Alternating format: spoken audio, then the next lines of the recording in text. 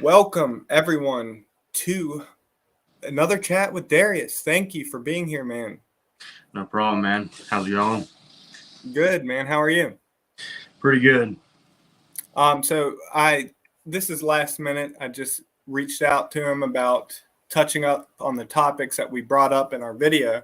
Um, so where we left off, or what we didn't really expand on, is conservation and importance of captive populations.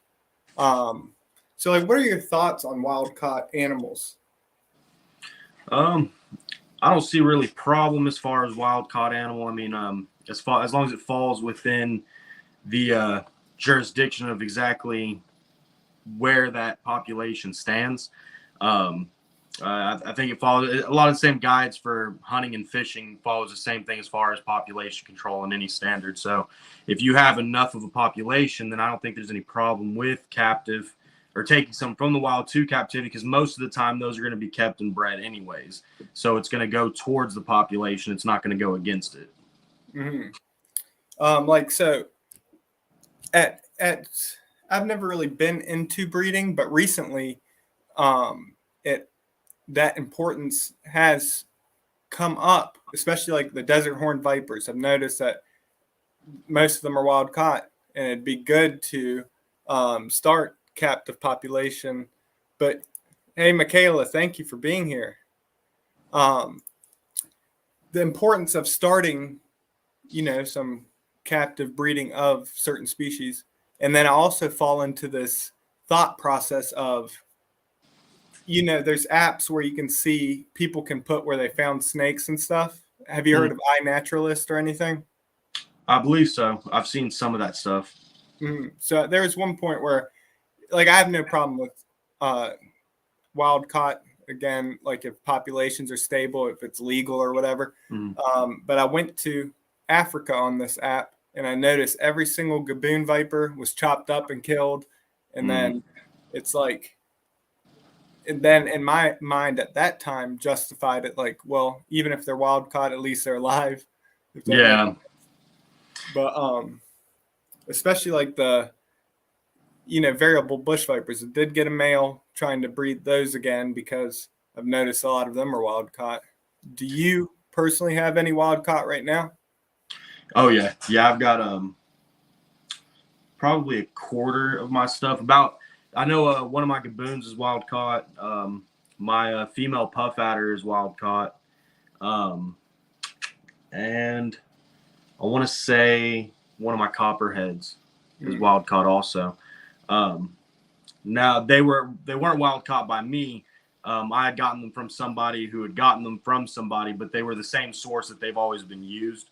And I've noticed, particularly with the ones I've gotten through them, that they're very well established in captivity. So they're actually, that my puff adder is unrealistically calm. It's a puff adder that you would never expect to see act the way it acts, and it's a wild caught puff adder.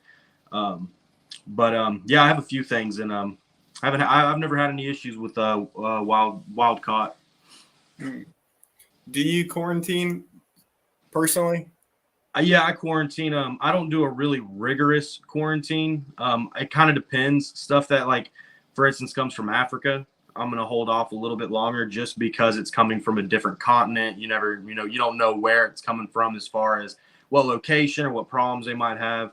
But I typically try and quarantine for a few weeks. I don't do any kind of feeding for about 2 weeks. And I try to make it as least stressful as possible for the animals. So no feeding. We don't mess with them at all. They kind of do their own thing for about a good month, and then we don't introduce food to them for at least 2 weeks. That way we don't have any kind of prey predator type of things going on. They don't have to worry about that. Now we talk about captive populations. Is that your goal, to breed or at least have a pair of each species that you keep? Ultimately, I do breeding, and I do sell for people who are established keepers and things like that. Not for just anything. I don't do any shows or anything like that. Not at least not right now. I But my primary goal is to establish populations and breeding. I want to try and get involved locally with some of the people that have do research for venom, other people who keep for count, and try and maintain population status, all that kind of stuff. And so I want to get heavily involved in that, and then rescues for the most part. Alex, what's going on, man? Thanks for being here. And Michaela. Eric's a good guy too. He keeps some venomous too. I believe he has gaboon and some other stuff. But yeah, man, I remember you mentioning your long-term goal. Isn't that to open like a little rescue facility type situation? Yeah. So what if life was to go as dreamed of? My goal would be to open up something where I can have kind of an educational / rescue type of facility, something where we're taking in all types of animals, not just reptiles, but we want to definitely focus on some of the reptiles and some of those things, but everything, be able to educate people on those animals, and then be able to help maybe kind of steer some of the negative ideas that we are kind of trained to think about animals as we grow up, even from where we're from or whatever it is, to have at least a level of respect and understanding. It's kind of like I don't expect everybody to go out and have a cobra for a pet. It's not a pet for anybody. It's not really a pet for anyone. It's something that's for people who are passionate about that animal. And my goal isn't exactly to make people say, oh, I love cobras, I want a cobra. My goal is to teach people, hey, that may not be my favorite thing in the world, but I understand its place here and what it does. And ultimately, if I could do that with all animals, then I'd be doing something I felt like I lived for, Exactly. What's going on, Mayhem? Thanks for being here. Yeah, man, see, that type of stuff, that's what I try to do is, educate people. And even if people don't like snakes, it's to explain to them, because once they get to know me, they understand, like, this person takes it seriously. He knows what he's doing. They'll be against laws that come through to try to ban that stuff, but reaching the public's very important for this hobby, because when people hear about venomous snakes or snakes in general, they'll be for banning that. But if we reach them, that's a way to at least get them on our side. Oh, yeah. The educational aspect too, do you feel that also helps with conservation efforts if they learn to love them and whatnot? Oh, yeah. I think I'm a big believer in ignorance breeds hate. It's people who don't have education on something, or people who have never had an opportunity to be introduced to something. They tend to dismiss it. It's kind of human nature. If this doesn't blend in with my thing, then why do I care about it? And that's something we need to get rid of that and have more of a I don't understand this. So what is this animal? What does this animal do? What's its purpose, and why does it benefit me? If people can connect to that, why does it benefit me? Then I think that alone would do a serious difference for everything. What I noticed in school, like, I got a degree in biology, but I noticed that for snakes, Cade, brother, what's going on, man? For snakes and stuff, what's going on? Thank you for being here. Sorry, man, I can't. Oh, no problem. Focusing is hard for me. But I noticed that they had to show the benefit to people in order to get donations to protect snakes in the field of biology. But like for mammals and stuff, it's just that they're cute. They'll get donations right away for research, for conservation efforts. And that was always a shame to me, seeing that, we need to show that it can benefit people and make people money in order for them to want to save snakes. Yeah, it's the big eyes. Whatever it is about big eye. I mean, if you look at even snakes, what's that people's favorite snake in the world is those hog noses, man. They're adorable. It's the big eyes and the short faces. That most mammals seem to have it. Yeah. Yep, Cade, being cute is an opinion. We talk about people and their views. Have you noticed that people just assume that snakes are out to bite them? Oh yeah, yeah. There's a immediate hatred when it comes to snakes, and even other reptiles, but snakes primarily. The immediate thought is that's all they do is bite. That's all they care about. Where do you think that came from? I think religion is a part of it, but I think it's also something that's just taught. I think that from the moment, there's always this immediate kind of thought of evil, or this is an animal that doesn't think, it just does this one thing repetitively over and over again throughout its life.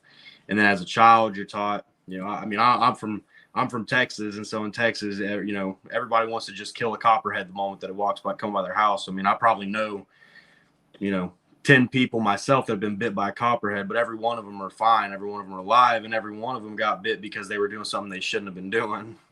And at the end of the day, it's I think you're just kind of told as you grow old that it's these animals just want to bite. That's what they're here for, but they're not told that this animal serves a purpose. This animal's here for a reason. Leave it alone.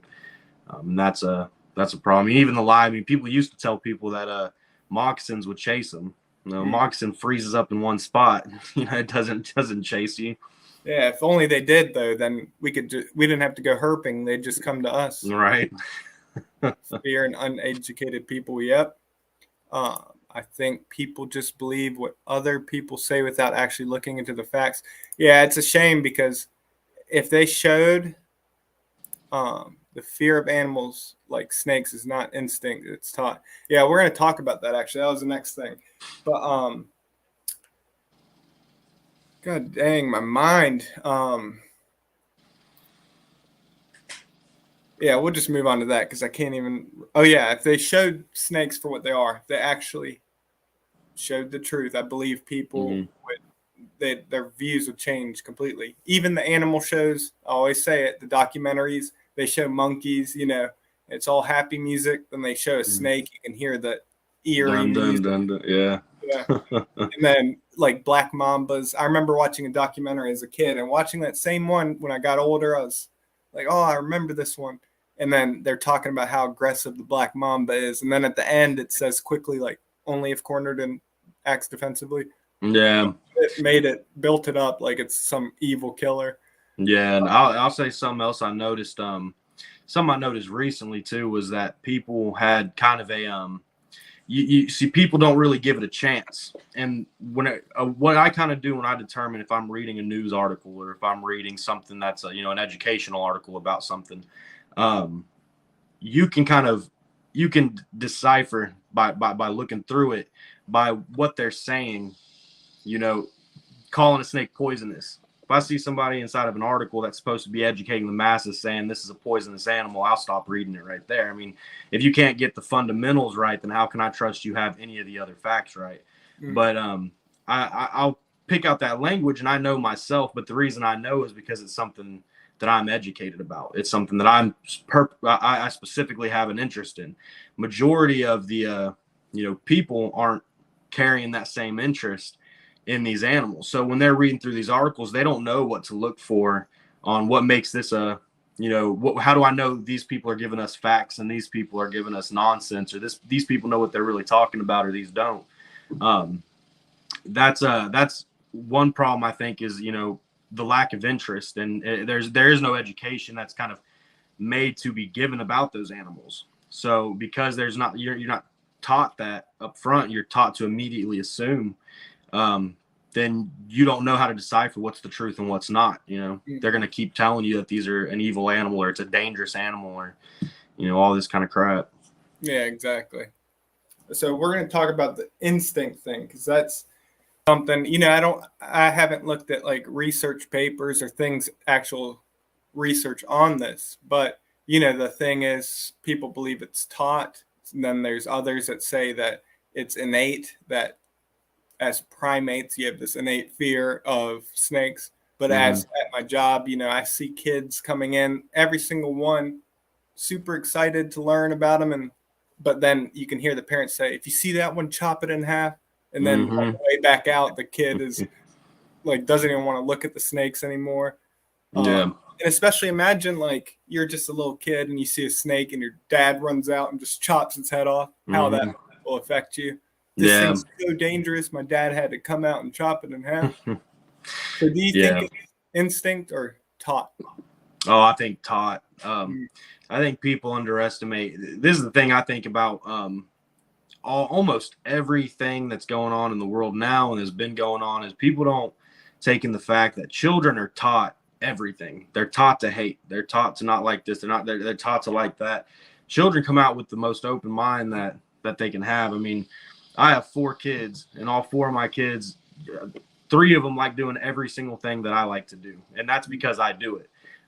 If I told them they shouldn't like this, they're most likely not going to like that. You know, the fact is that if you teach a child to not like something, and you give them some sort of fearful cause, what reason, then they're probably going to not like it. They're going to stay away from it. You know, and like I said, I think most people are taught to, oh my God, that's a snake, kill it. Don't even worry about if it's venomous or not. It could be venomous. I don't know how to decipher that. Let's just kill it.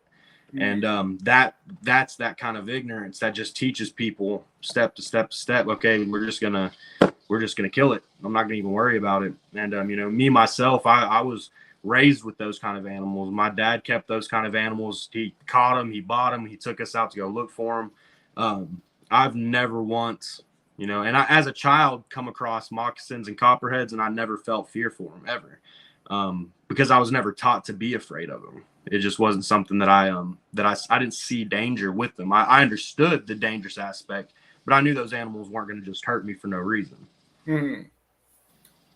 Yeah, Rachel. Yeah, I think we're sometimes taught as kids by our parents, so we don't mess with them, and then it just sticks. Hard to change their opinions after they've grown. Yeah, it is difficult, and that's where approach really matters. So I noticed that the right approach with people, like if someone comes in terrified of snakes, I can usually get them to at least touch it or hold it by the approach, not trying to force it on them, but showing them in person and, you know, saying you don't have to touch it, but like you can see that this snake is not out to get you. Craig, thank you for being here. You know, let's actually go to the online aspect. You know, we talked a little bit about the comments, about, you know, hateful comments about killing the snake and stuff. You know, my experience at this point, I don't reply to those as much. I used to try to change their minds online, but online it's so difficult. They're going to act completely different in person. But I know you mentioned about receiving comments like killing the snake or something. And does that bother you when you read those things? Yeah. So it's funny because when I had the kind of epiphany that I was gonna start doing this publicly and try and see if I could do some, you know, I built up a career outside of this, and I was like, now I can kind of focus on some passions and maybe turn some passions into something.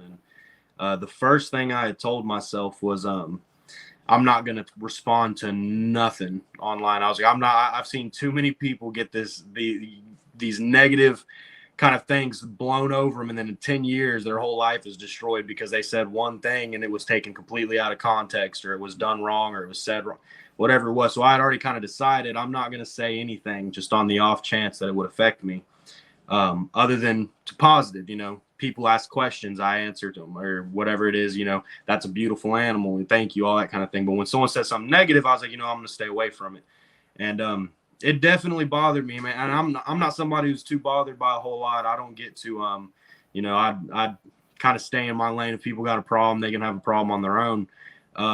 But I started seeing, I had a video that kind of blew up the other day, and, you know, it got a ton of views, and it started getting a whole bunch of likes. And I mean, 90% of it was all positive, but there was 10% that were some of the most hateful things I'd ever seen. And it wasn't directed to me, and I wouldn't have cared if it was directed to me. What bothered me was the video was of one of my snakes. It was just moving, and it was kind of just showing an example of how gaboons and puff adders have that kind of caterpillar crawl. and completely no defensiveness, very, very calm animal. And the fact that people could look at something else that was alive and just want to kill it, just straight kill it, step on it. I can make boots out of it, shoot it, this and that and all this kinds of. It's like, man, I don't understand that. It's almost shameful to call y'all the same races or same species as me, and know that that's the way that you look at another living creature, is that you have hatred towards something for no reason at all. Never understood that. Was that on TikTok? Yeah. It was TikTok's been they've been doing that a whole lot lately. Yeah, TikTok, man, I don't even look at the comments anymore, and it's a shame because, like, I barely post on there anyways, which is stupid. I get violations, but I've seen people shoot snakes, killing them, and they don't get taken down.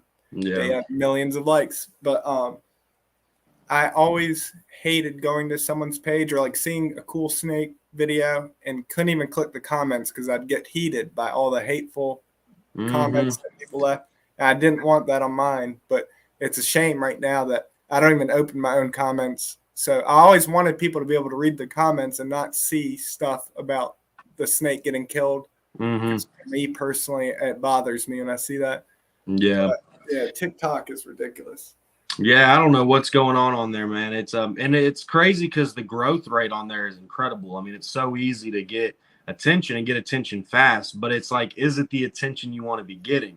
It's crazy. I mean, I don't have as many. I don't have as many followers on Instagram. I've only been public about this now publicly showing these animals and stuff for probably about 2 months, 3 months, and it's been insane to see that kind of commenting kind of right off the bat. And I just didn't understand it, man. I did to hate something for no reason. Just doesn't connect in my head. Yeah. I think it's a lot of fear at the end of the day. And maybe they just want attention too, like thinking that they're cool, talking about making boots out of it. Now, I do reply sometimes to those I told you about. I always say, as long as it's lined with your dog's fur. Yeah. But I've stopped doing that because, like you said, people take that stuff out of context. They'll probably one day bring it up, like, look at him talking about killing dogs. Yeah, and that's the thing. That's what's funny about it is when you look at our ecosystem and you look at the way the world runs, the food chain. All dogs, no matter what kind of dog you have, it's a designer dog. Unless you're keeping wolves or you're keeping, the wild dogs in Africa or whatever it is, you're keeping a designer animal, something that doesn't belong in our food chain. And that's fine. I have a dog. I love dogs. But you can't say anything about dogs. You can't talk about how cats are destroying, wild cats that escape. They survive in the wild. They can thrive in the wild. And if they can survive in your ecosystem, they can wreak havoc. But you can't make those kind of comments online or say anything about it because that community is so tight and they're so held together and it's so acceptable throughout the world that, you cannot say anything about it. But when it comes to animals that belong in our food chain, animals that do have a reason, a purpose in our world as far as natural purposes, that's where the line gets drawn. And all of a sudden it's okay to have these problems because it's not as widely accepted. Exactly. Now, like I'll just say it's my wife's dog, but I've had cats and stuff, and I'll take care of the dog. So I don't want people to take things out of context thinking that I dislike these animals. It's just a good way to compare because the majority of people have dogs and cats. But this is something that does blow my mind. You're a hunter, right? Yeah, I do hunting and fishing and all that kind of stuff. All right. So like here, it's hard for me to wrap my head around this. Dogs came from wolves, like you said, these genetically modified creatures, and then cats and stuff too. It's legal to shoot a bobcat, kill it, shoot it in the forehead, but you can't you'll go to jail for killing a feral cat or like coyotes. Maybe the coyote thing I just don't understand about, farmers are allowed to shoot and kill coyotes. I believe maybe even just the general public. But it's hard to wrap my head around killing an animal that belongs here as opposed to a domesticated one.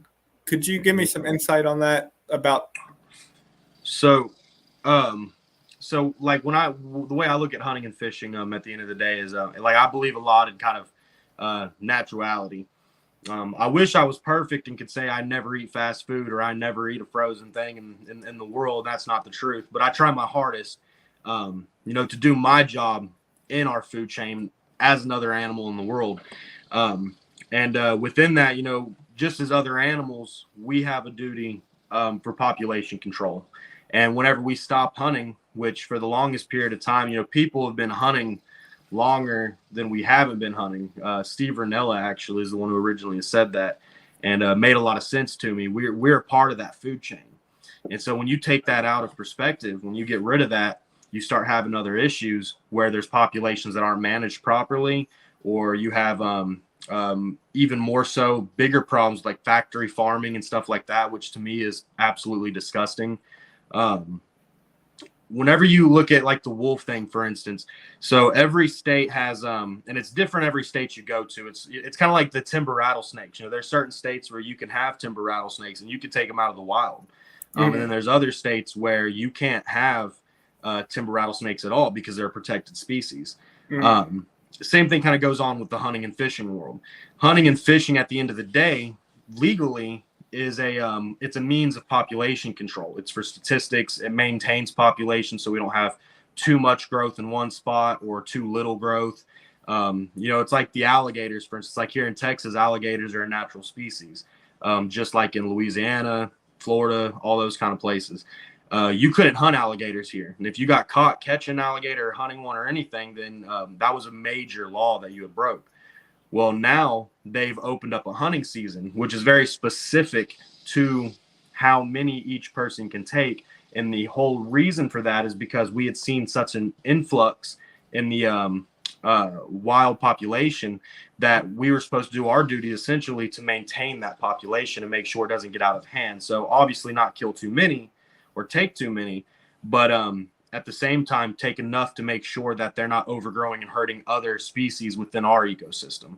So with wolves and coyotes, for instance, they're protected in most states as long as it's not hurting livestock. And that's kind of where that line gets kind of weird, because you're talking about animals that are being born and bred for food, But when a wolf comes onto that property and you kill that wolf is a wild animal. So at the end of the day, a lot of time it's to protect that livestock industry. But at the same time, those same states are having issues maintaining their wolf populations. There are certain states where wolves are growing, they're fine. And there's other states where they're completely managed and they have to keep count of how many of them that there are so they can make sure that population isn't going missing. So I think that line kind of draws with in the states that is a problem. It's where protecting that livestock, that factory farming, they're trying to, that's where it's okay. And they're forgetting that actually is a wild species. That's a wild animal that you're killing to protect animals that are being raised for food. Yeah, see, I guess that's the thing. I don't have any problem with hunting or anything like that. It just it's hard for me to wrap my head around loving like a dog, for instance, but then being so willing to kill wolves or coyotes. Oh yeah, I mean, it's an ancestor. And then the farm thing that I'm mentioning, it's in my head because I'm ignorant to this stuff. It's like having a fast food restaurant right here, and then when somebody's going there to eat, that gets shot and killed. Yeah. But I guess I do know people that work on farms, and I am interested in asking them about that because some of them are snake lovers. But will kill snakes that are affecting their chickens. And I'm kind of curious about how, like their thought process. So. I think at the end of the day, it's a moral question. I think like if you're a farmer, for instance, it's a moral question on what do you think is what you have to choose, what life is worthy and what isn't worthy, which is kind of the problem because you got money tied up inside of there where you have some of these animals are making you money and some of these animals are taking your money from you. And at the end of the day, people jump rather than want to relocate. They want to just kill it, get rid of it. That's the way once again, it's how they were taught, it's how they were raised.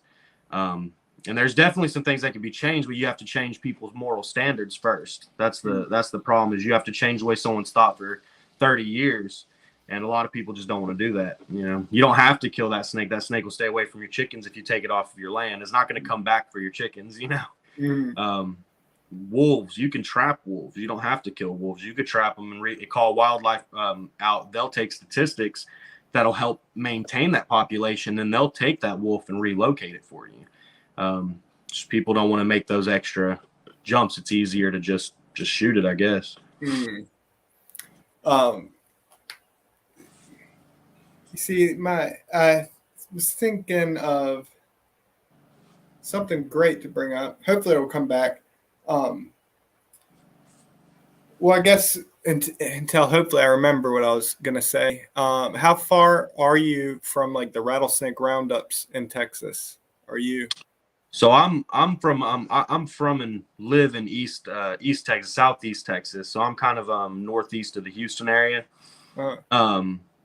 Rattlesnake roundup, I want to say it's around Sweetwater. More West Texas. Yeah. I want to say it's out around now. There's other states that have kind of mimicked it. I know Louisiana started doing it, and there's a couple other ones, but Texas is obviously the original rattlesnake roundup area, and I want to say Sweetwater is where rattlesnake roundup is from. Yeah, I believe that's the one. There is a guy, Todd, I believe his Roundup Rodeo on YouTube. He does a lot of work with, they try to do a different approach. They understand, and when they do talk to people involved, they come from educational aspect, trying to change an educational thing. But I would like to talk to him about that stuff. But do you encounter rattlesnakes in your area? Cane breaks, which is kind of odd. I mean, we have cane breaks. I want to say that there's westerns in this area. I haven't seen westerns in this area, but like I had a buddy who just yesterday posted some pictures of some cane breaks up in I want to say towards the Centerville area.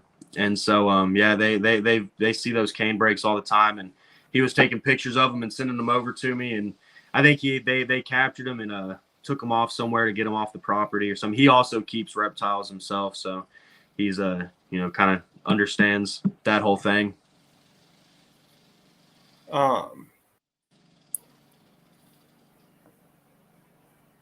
Can you hear me right now? Yeah, I can hear you. I don't know. Did my camera mess up? I'm not able to see you. Yeah, a thing popped up that said your browser's lost connection to your camera. Let me figure this out. You said, I guess until I try to figure this out, did you say you got bit by a copperhead? No, I haven't ever been bit before. I've known people who have been bit by copperheads.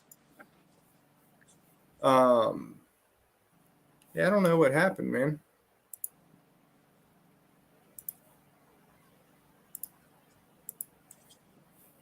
Let me do one thing. Sorry about this.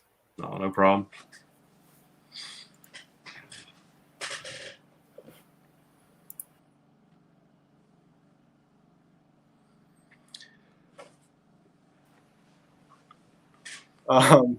Yeah, I don't know. I guess I don't know what happened, but are you cool to keep going even if you can't see me? Yeah, that's fine. Yeah, I don't know what happened. Maybe a hacker got on here because I said something about dogs. Yeah. Yeah, the dog and cat alliance after you now. Yeah. So what made you start posting online, making content? Is it something you saw other people doing and just you wanted to start posting, or is that something you thought about before? And yeah, Kate, I guess I broke it. I don't know. Yeah. So I've been watching because I've been watching this stuff for years. I mean, even my wife's not a snake person at all. And me and her would watch like snake bites and some of those different ones. We've watched Tyler Nolan's and Chandler's Wildlife and all those different ones. And there was a lot of things I'd seen in all of them that I really liked. And there were some things that I felt like I might be able to add to or make a difference in. And I was like, well, I've been doing this my whole life and have knowledge on my own and would like to make a difference. And had kind of this kind of epiphany at one point where I realized that I've been doing what I've been doing for a living. I'm a diesel technician, full time. That's how I take care of my family. But got to a point where I was comfortable and started thinking, I want to do something that might change the world or might benefit something that is going to change the world. And thought, well, I keep all these animals and have all this knowledge. Maybe there's something I can use that for. And seeing other people do it and wanting to kind of have my own input on it made me think, why not start trying it? I mean, I didn't even have Facebook and all that kind of stuff beforehand, to be honest with you. I just started all those pages up so that I could start doing this. Where'd Lifeline Reptiles come from? I've been trying to come up with a name to base it off of and couldn't come up with one.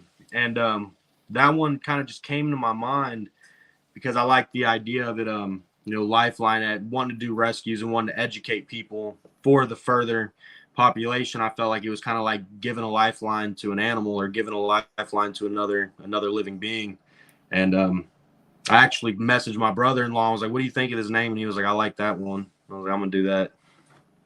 That's awesome, man. So right now you haven't posted on YouTube yet, right? Not yet. I haven't done YouTube yet. Still trying to figure out when I should. I plan on doing a YouTube. Just trying to make sure that I jump into it at the right time. Mm-hmm. Is a goal just to educate the public, or is it to eventually monetize and make some income off it as well? Well, I mean, if I can monetize it, I feel like that makes it to where I can put more efforts into it. But that's kind of a side. My main thing, because at the end of the day, whether I ever make money doing it or not, I'm still going to have these animals. Mm-hmm. I was doing this before this, and I'll do it way after this.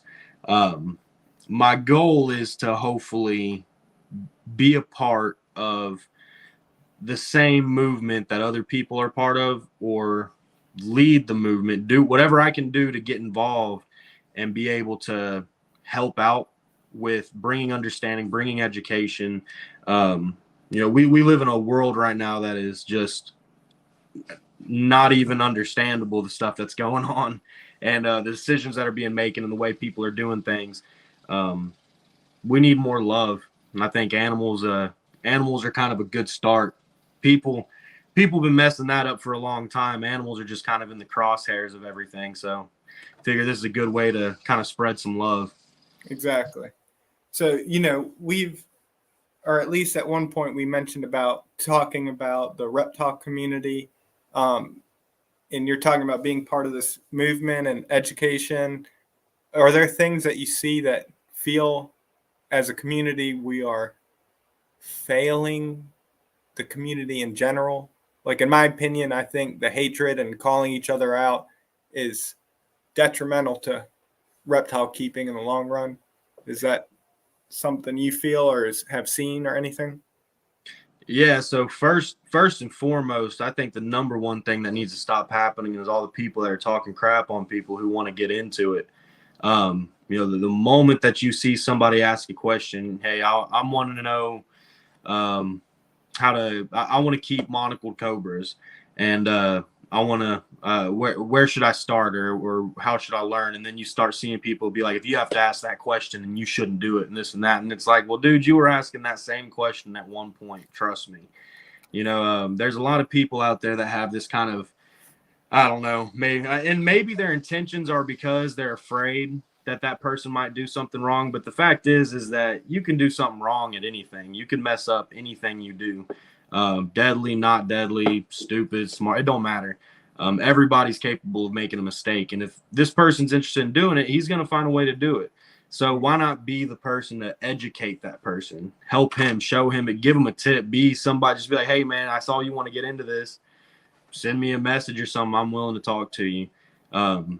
at the end of the day, these people that automatically disregard or automatically send these rude comments or have an issue with somebody who's trying to get involved, we need more people. We need more people that are interested in this kind of thing, because if we don't have more people interested in this, then who's going to go to bat for us when everyone tries to take them from us? Exactly. And yeah, I've made probably over 20 videos, like upset, never calling people out by name, but upset. And it's always because of that, what you're talking about. It's when people ask questions and they get slaughtered. And it's just so ridiculous. And that's the only time it drives me to make a video on it, is when I see that, especially on Facebook. Facebook's so toxic. They have groups encouraging people to ask questions, and then they get slaughtered. It just makes no sense. Yeah, I see it too much. Facebook is a big one for sure. I probably see primarily on Facebook the different groups, and it's wild, man. I've been seeing some of it on YouTube lately. Not too keen on some of that stuff I've been seeing, but Facebook is the number one. You know, that we got groups on Facebook specifically towards new handlers for venomous, and they're getting hate inside of those. It's like, why are y'all even in this group if you don't want to see somebody new coming into it? Exactly. And you mentioning about mistakes, like, mistakes are going to happen. I'd rather us be tight, and even when people get in it for the wrong reasons, even when escapes happen, bites happen, if we're tight, that's going to be the best thing for stopping laws from being passed. But when people get hated on, imagine when laws do get brought up, those people that were hated on are going to be like, oh, yeah, I'm going to be for this. Because I remember when Darius was snapping at me for asking a simple question. Oh, yeah. Yeah, like, I mean, sorry.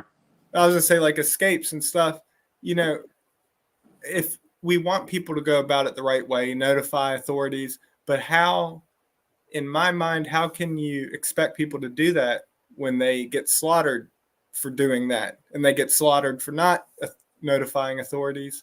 You know, it's like a lose-lose. But I feel like there's always something we can learn as a community when things happen. Mistakes are going to happen. Oh, yeah. Yeah, I mean, it's going to happen. You know, not everybody is going to be as vigilant as the next. You know, I try to take my own precautions. I check 3 times. I wake up, I check in the middle of the day, and then I check at nighttime every day, make sure locks are good, make sure glass isn't moving out of place. I do it on every enclosure I've got. At the same time, making sure that snakes are still there. I've never had a problem losing a venomous snake. I've had a big retic get out of a cage and be moving around about my house, but I've never had a venomous snake get out, and I've always taken those extra precautions. The fact is it's going to happen. People make mistakes, and at the end of the day, it's no different than you're the kindest dog in the world that you've got attacking your neighbor because he just smelt the wrong way that day, or somebody getting bucked off of a horse. It ain't going to stop that person for raising horses for the rest of their life, or getting ran over by bulls. I mean, my grandpa has been ran over by bulls about 6 times, and he's still out there feeding bulls and taking care of them, you know. At the end of the day, people are going to do these things. And if you're not pushing society to accept it and being a part of that, then you'll always be on the outskirts. And that's the thing with these kind of animals, is they're on the outskirts. It's not a bull, it's not a horse, it's not a dog, it's not a cat.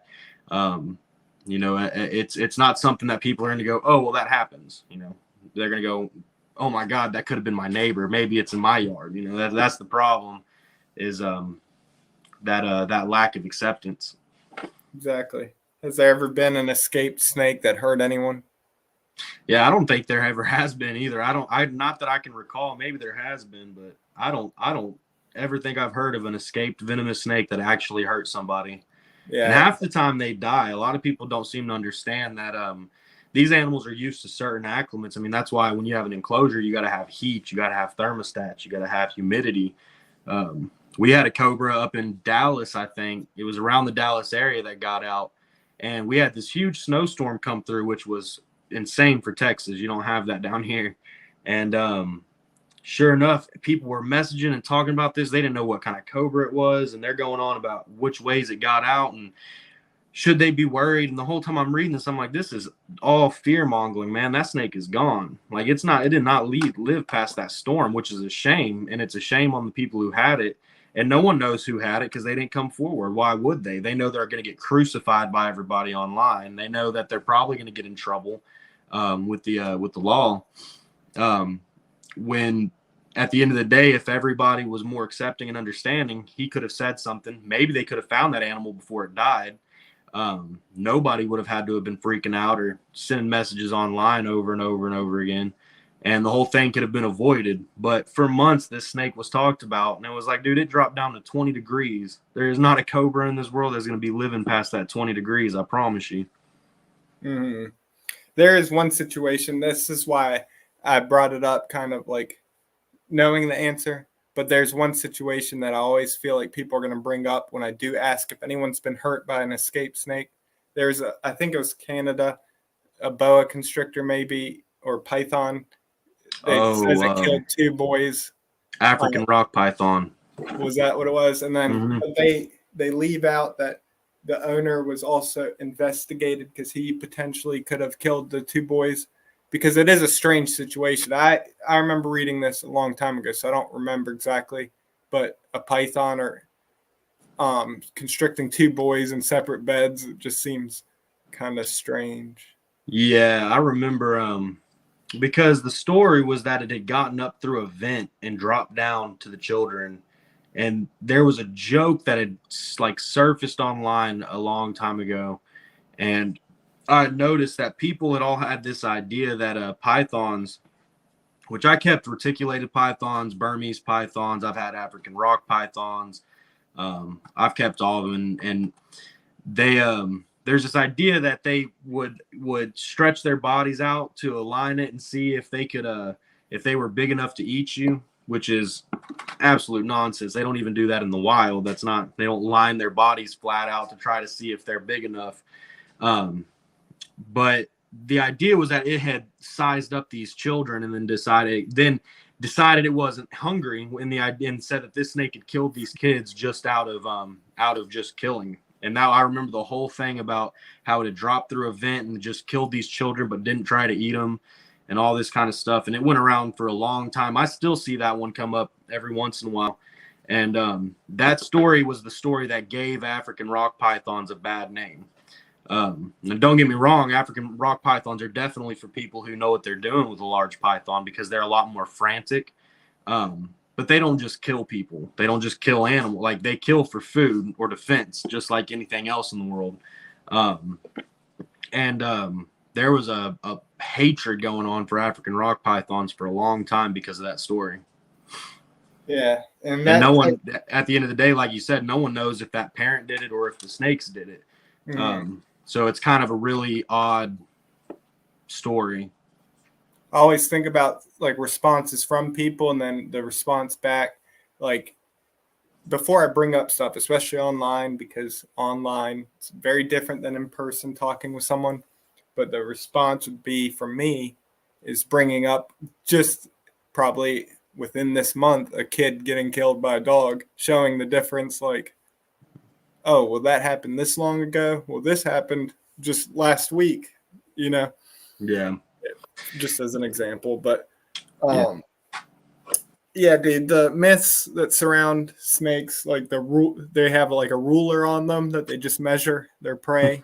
They'd starve to death. There's a lot of myths out there. Maybe we should do a collaboration video on different types of myths. Oh, yeah. Just like all the stuff about black mambas chasing people around in the forest and stuff, and all kinds of crazy stuff, you know. I mean, just like you said with that dog, I mean, I think reticulated pythons, and I can't remember the exact number, and it was a couple years ago that I saw it, but I want to say it was like 3 deaths in 20 years. I mean, I think chihuahuas kill more people than that in a year. Like, it's pretty wild. You know, at the end of the day, most people who are keeping these animals are keeping them because, like I said, they're passionate about it. And people who are passionate about it, they're going to make sure they're doing it right. Every once in a while, somebody gets into it that shouldn't have or didn't know what they were doing, whatever it was, and stuff happens. You know, Florida is a good example of all the times that they've been saying forever about how it was irresponsible keepers that caused all the problems with pythons down there and all this kind of stuff, when at the end of the day, most of what happened in Florida was due to hurricanes. A lot of what happened in Florida was due to hurricanes, and those animals getting blown out, their habitats being destroyed, then becoming a part of the habitat around them. Not to say that there wasn't irresponsible keepers, but some of the biggest problems with the Florida issues was that the animals were no longer able to be kept in the enclosure. Whenever the hurricanes blew through it, it destroyed the enclosure. The snake escaped. Yeah, I noticed that a lot of people, even snake people, leave that out. They try to make it seem like it's people releasing their pets and leave out the Hurricane Andrew situation. Even coming back to that, for me, it's like, what's the point of addressing that situation about invasive reptiles if we're not addressing all of it, like the havoc that feral cats are wreaking? I understand eliminate feral animals, but it seems pointless if we're only focusing on certain animals and then not addressing the whole of the situation. Does that make sense? Oh yeah. And whenever you're speaking on like invasive, which I mean, obviously Florida is like the invasive capital. That's a big focus point for a lot of people. When we have plenty of animals, like I said, with cats and dogs that don't even belong in any ecosystem, and they're invasive. I mean, there's places around here where there's wild pit bulls that are running around, and like I said, I'm a dog lover, man. I've got dogs. I've always had dogs. I have no problems with dogs. But at the end of the day, when we're talking about nature, it's not a natural animal. And dogs, cats, those are things that cause issues inside of our system whenever they're out there. Cats specifically, which I'm not trying to hate on cats or anything like that. I'm just saying at the end of the day, cats cause a lot of problems because they survive. They can naturally adapt. They can hunt for their own food. Once they start hunting, they do it naturally. I mean, we have a lot of barn cats down here. So like people will get cats and not feed them and just keep them outside on their property because they know that those animals will not only hunt, but they'll hunt so efficiently that they'll keep rats and everything else in between off of the property. And that alone, causes issues in our ecosystem because they thrive in it. Yeah, it's not even, like you said, we're not spewing hatred on these animals. It's just like, I just don't see why we can't talk about these situations. Not even saying that things have to be done, but being able to bring it up and talk about the reality of it is very important to me. My son wants a black cat. He's been asking me he wants a black cat specifically. It's got to be a solid black cat. Black Dahlia murder. Yeah. So it's gonna name it. Something like that, I guess. I noticed you listen to metal too, right? Oh yeah. Yeah, I listen to everything, but I'm a big metalhead. Yeah. Well, actually, there was something that I think would be important to mention. It sucks that my camera's off, but there's videos online of pythons choking people out, and like usually in India and stuff where they do these snake shows.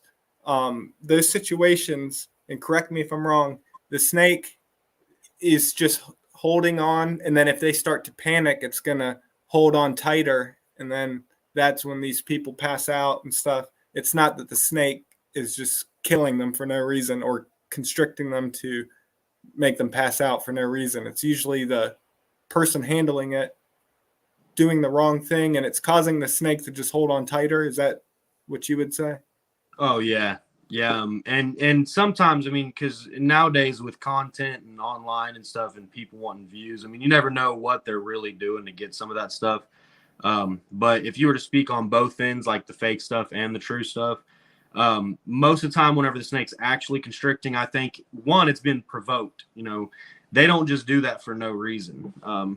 Snakes outside of climbing, if it's choking, it's been provoked. There's a reason why it's trying to constrict. So, they maybe didn't know what they were doing or how they were doing it whenever they were making the videos, and it provoked the animal to do something like that. And then on the fake side, I mean, you've got people who even just have an animal and it's bunched up because it's wrapped up on them. They're holding it and carrying it, but we'll put on that part to make it look that way. I mean, I even remember recently seeing videos of people provoking reticulated pythons in the wild and whatnot to film them attacking animals. And then they go, oh my God, this snake attacked my cat inside of my house. And it's like, dude, you took that. I mean, there's like spray paint on these animals. People are painting these animals to make them look like crazy different colors. People will do all kinds of weird stuff like that just for the content. So I think even with those kind of videos where people are showing them constricting and doing that kind of thing, I think a lot of it can be fake, but the ones that are real, I think they just did something wrong to provoke that animal. Mm-hmm. Exactly. There's one of a guy, I don't know what he's thinking, handling a king cobra, and it bites him a few times. He did end up dying, but the whole time you can see the snake's just wants to be left alone. And it says on one of the articles that he's the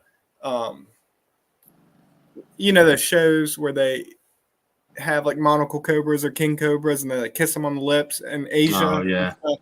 That he's one of the snake charmers. But from watching the actual video, you can see that he just looks like he found a wild king cobra and was just trying to imitate it or something. But yeah. The whole point is the snake is trying to get away. Other people won't see it that way. They'll think the snake just bit him for no reason, not seeing that he's handling it for so long, and all it wanted to do was get away until it felt like it needed to defend itself. Yeah, and that's the thing with really all cobras and king cobras and stuff like that.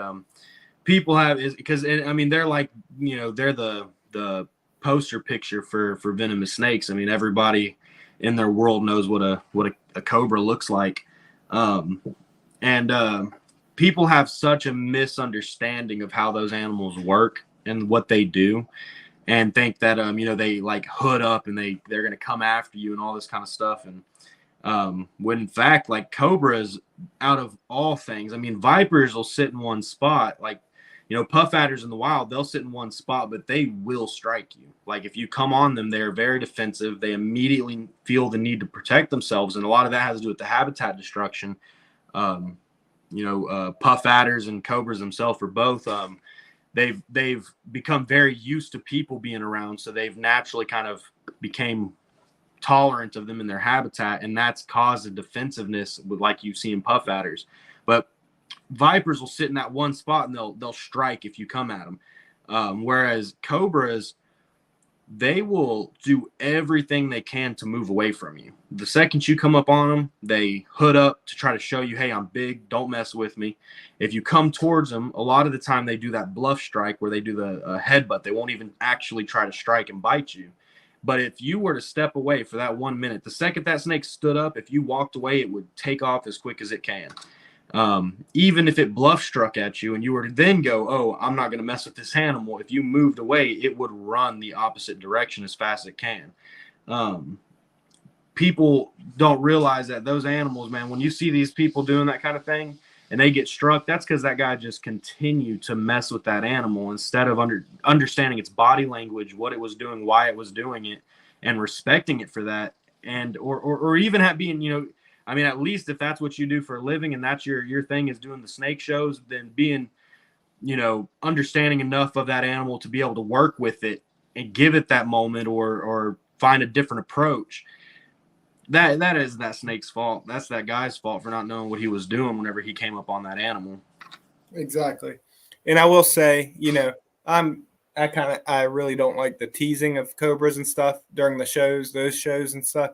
But I do have at least more respect for the ones that do it with actual intact, not sewn mouth shuts or venom glands removed. So that stuff's terrible.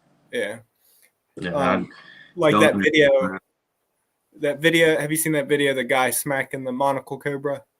He's like in a pit with a bunch of them. I might have. Yeah, there's people that like send it to me and say, "What do you think about this? This guy's so cool." But he's just in a pit with a bunch of monocle cobras. And I'm assuming there's something going on because there is like a point where he does either get headbutt or something happens, but he's not worried at all. If it was venomous or had a way of delivering that venom, I feel like he would have reacted differently. but he just smacks a cobra real hard for no reason. I think it like lunged at him, but it's ridiculous. I might not have seen that one now that you're saying. I don't recall that one. But yeah, that's crazy. A lot of them do all that where I think the biggest thing there is sewing the mouth shut. I don't think they do a whole lot of the venom gland thing anymore. Mm-hmm. Man, I don't get it. I just stay away from it. You know what I mean? If you got a love for the animal, then do something with it. But if you're gonna be teasing it and smacking it and grabbing it, I mean, what does that do for anybody? That's nothing. I guess there's a reason they have millions of views and I have 10. Well, yeah, I guess there it is. But they're void of moral, I guess. Yeah. I guess, there are some things on social media. We'll go back to this. I loved Instagram for the purpose that I could post anything and not really receive negative stuff. But now I'm seeing that I have to be cautious, especially with feeding videos, even if it's frozen thawed, which I always do frozen thawed. It's now gotten to the point where I feel like I need to be cautious on Instagram. So that's something maybe if you're to pursue this, that to be aware that certain things could cause the account to be banned. Yeah, I've definitely seen. So I had a video because at one point I was thinking it'd be a good idea because I do frozen. Only time I do live is with an animal that like refuses to eat, or if it's like a wild caught. I only do it for a few times through the transition, but it's not a regular thing. I don't do it regularly. And feeding videos and all stuff, I've personally never had a problem with it. I think that obviously if you're like taking the rat and like smacking around doing anything crazy with it, that's one thing because you're abusing that animal. But at the end of the day, whenever you're feeding these animals, that it is a natural. They're doing this in the wild. It's the natural cycle of life. It's the way it works. Even the argument, well, but that one's being kept in a cage and this and that. Well, at the end of the day, that animal still eats. It's a part of that cycle. And so I had done a video of my gaboon. I wanted to show an example of the how quick acting it was, and the lethality of even the fangs. Having the world's largest fangs.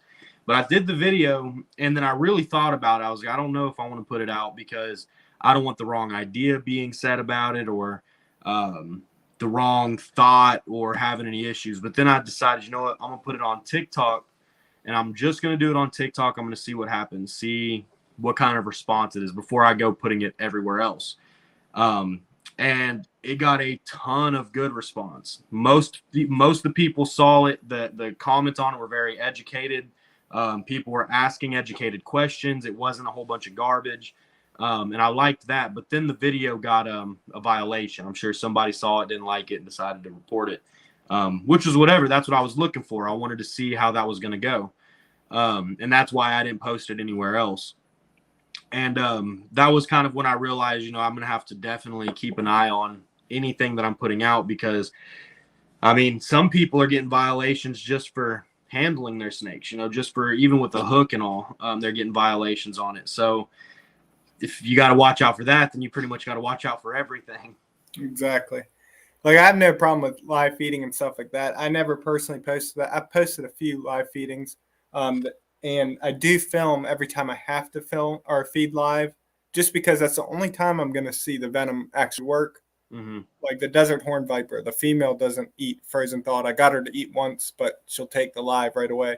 For now, that's what I got to do. I'll convert her when the time's right.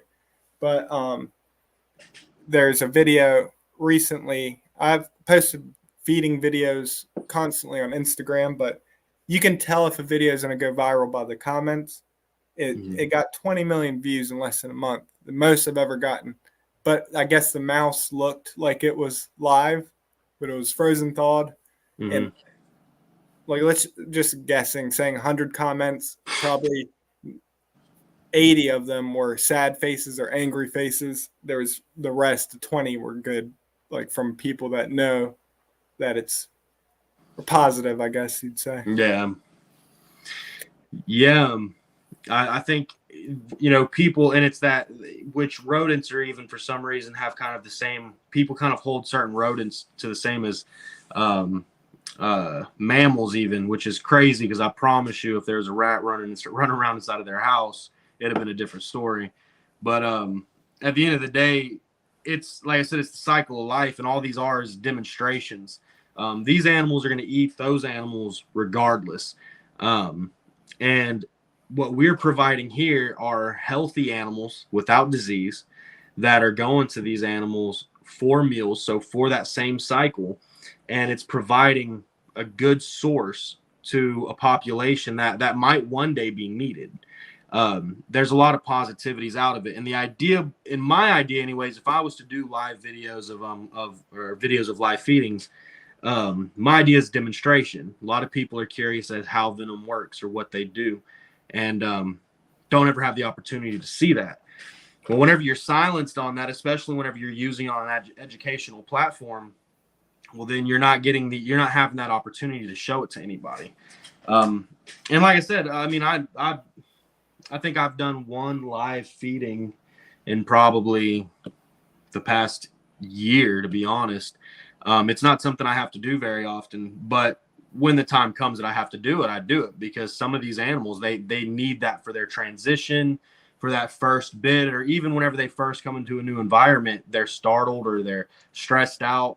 They're not going to take a frozen animal. They're going to need something that's going to resemble that real food to them. And so I think people just kind of overthink something that at the end of the day could be educational, could be beneficial, and is necessary sometimes. It's not even about whether or not it's going to get views or clicks, but it is a necessity. And if we have the opportunity to educate somebody on it, then why not? Exactly. And it's a lose-lose for, like, again, the online situation. You don't feed the snake, these people are going to be upset. You feed the snake, they're going to be upset. So it just gave me a different approach because I didn't build all this stuff up just for it to get banned because of a simple, like a dumb, I don't need to post feeding videos at this point, but it's kind of stupid. I don't feel like I need to be able to have to censor myself or worry about what I post, but it also does show that when you reach these other sensitive people, they can get your account taken away just because they didn't like it. Yep. Yeah, I definitely see what you mean. That's why that's the only video I've had that I've had a violation on. It's the only one that I've done. I don't know if I'll do anymore. I might, maybe whenever I have a YouTube, I might do a few just to kind of show the differences between like the cytotoxic venom and the neurotoxic venom. Give good examples of even the way they hunt's different. I mean, you watch like a cobra chases, it hunts for its food. Whereas vipers stalk, they wait for it. Those are things that a lot of people don't understand that can bring people closer to an understanding those animals. So I might do it whenever YouTube kind of comes into my life. But as far as TikTok and Instagram and Facebook, all that, I like I said, I tested the water with one and it did really good for a moment. And then somebody saw it and put a violation on me. And that's what I kind of expected. So I kind of got my answer with it. Hey, thank you, Nelton. This is a very nice channel. Good job, men from Brazil. Awesome. Yeah, so there's just some things to be aware of. About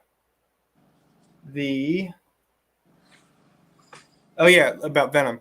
Venom's so awesome. It's so hard for me to wrap my head around certain things, but it's so cool that like baby brown snakes in Australia will feed on amphibians, venom targeting amphibians, but when they get older, feeding primarily on mammals, and there's a change in their venom, and it's just amazing. All this stuff venom related that I feel like most people don't even realize. Like even the difference of spitting cobras, the Asian ones that are more like a spray, like a burst, and then the ones in Africa in the open fields that are more compact to, like there's a guy that works on venom from Australia.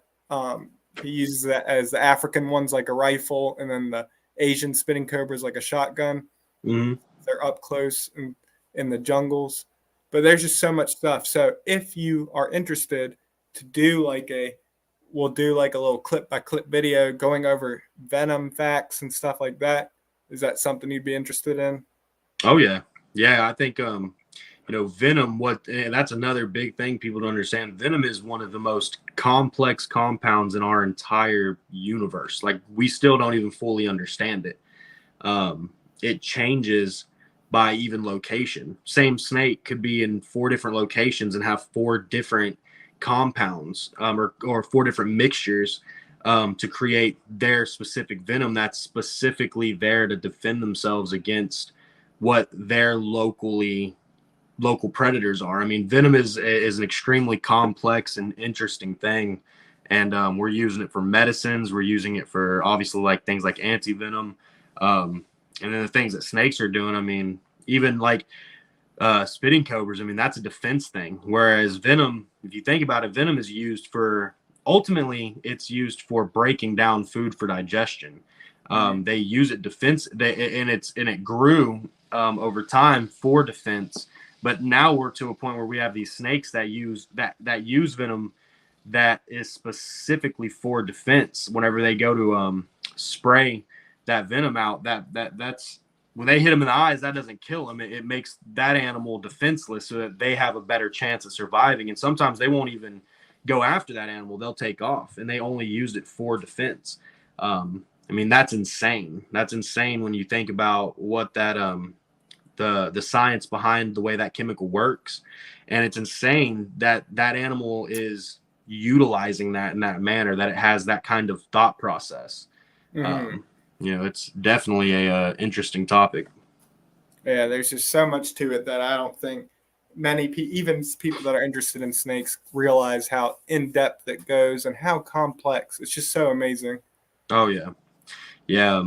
I mean, most venom is combined. We have like neurotoxic and cytotoxic snakes, but a lot of people don't realize that all cytotoxic snakes still have neurotoxic compounds in their venom, just like neurotoxic snakes still have cytotoxic, and then you have hemotoxic and cardiotoxic and all these different types of things, and they find new ones every year that they add in and go, oh wait, there's also this that it's affecting, or this that it's doing.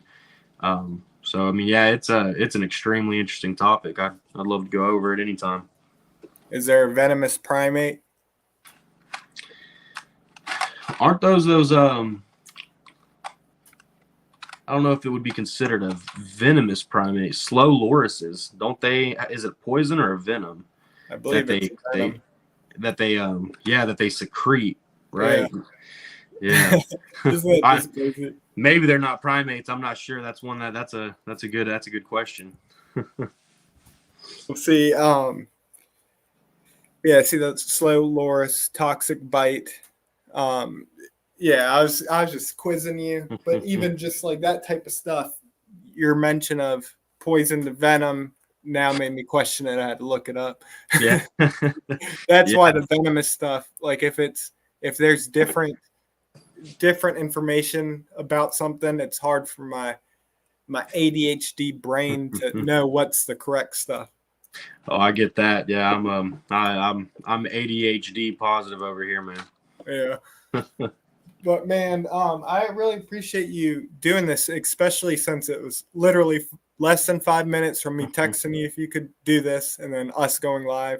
But I would love to actually work on some other videos with you like we had talked about. So yeah, man, for sure. Anytime. Just let me know. I'm always down.